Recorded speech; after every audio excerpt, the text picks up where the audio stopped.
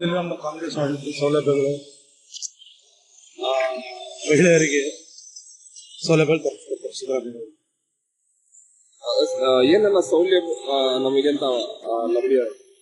ಗೃಹಲಕ್ಷ್ಮಿ ಯೋಜನೆ ಮಾಡಿದ್ದಾರೆ. ಮಂತ್ಲಿ 1,200 ರೂಪಾಯಿ ಹಾಕ್ತಾರೆ ಲೇಡೀಸ್ಗಳು. ಬಸ್ ಫ್ರೀ ಐತೆ. ಮೂಲಭೂತ ಸೌಕರ್ಯಗಳು ಮಾಡ್ಕೊಡ್ತಾರೆ. ಈ ಸೌಕರ್ಯಗಳೆಲ್ಲ ಕರೆಕ್ಟ್ ಆಗಿ ಎಲ್ಲರೂ ಸೇರ್ಪಡೆ ಆಗುತ್ತೆ.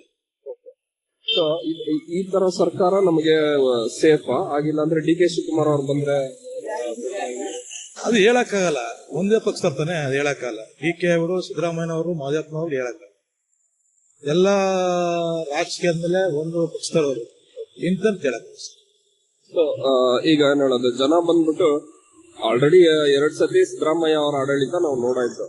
ಡಿ.ಕೆ. ಶಿವಕುಮಾರ್ ಅವ್ರು ಬಂದ್ರೆ ಚೆನ್ನಾಗಿರುತ್ತೆ ಅನ್ನೋ ಒಂದು ಹೇಳಿಕೆ ಇರುತ್ತೆ. ಅವ್ರ ಪಕ್ಷದಲ್ಲಿ ಯಾರು ಬಂದ್ರೆ ಚೆನ್ನಾಗಿರ್ತಾರೆ.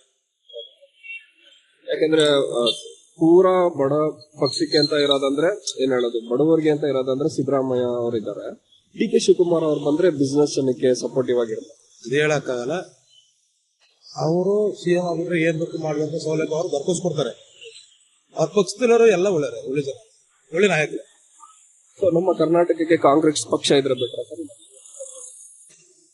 ಅದು ಕಾಂಗ್ರೆಸ್ ಅಂತಲ್ಲ, ಬಿಜೆಪಿ ಅಂತಲ್ಲ, ಜನಕ್ಕೆ ಉಪಕಾರ ಮಾಡ್ತಾರೆ. ಅವ್ರು ಯಾವ ಪಕ್ಷದವ್ರು ಚೆನ್ನ.